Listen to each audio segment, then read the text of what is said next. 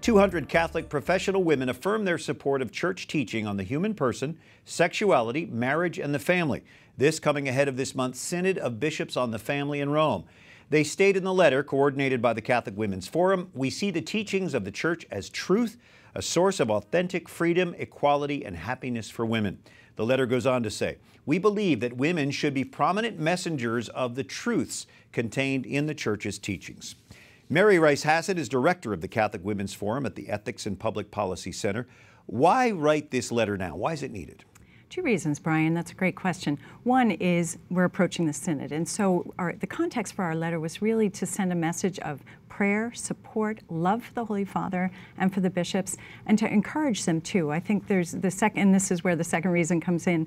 There's so much that the media covers about Catholic women feeling oppressed or wanting to change the teachings.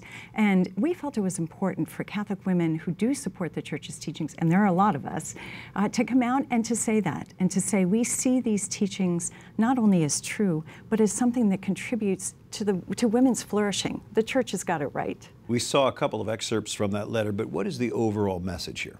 The overall message is really this, that the Church's teachings point to a better way of life for women and for their families.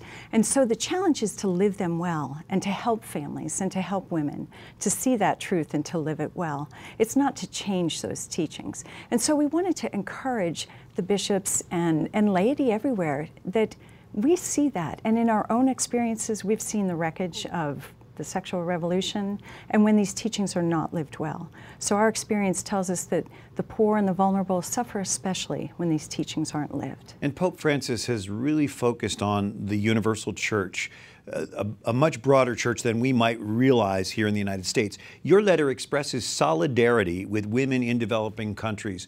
Why and how do you do that? Well, we wanted the bishops to know that we're very much aware of the different challenges that women face in different societies, and particularly the women in the developing world. And this is something that Pope Francis has highlighted, that development funds, things that would go towards women's education, for example, things like that are being conditioned on those countries accepting ways of life and ideas that are destructive to the family. So we wanted to acknowledge that and to say we're standing with you and we'll support you in prayer, but in any other way that we can. Mary Rice Hasson, thank you for breaking that letter down for us. Thanks.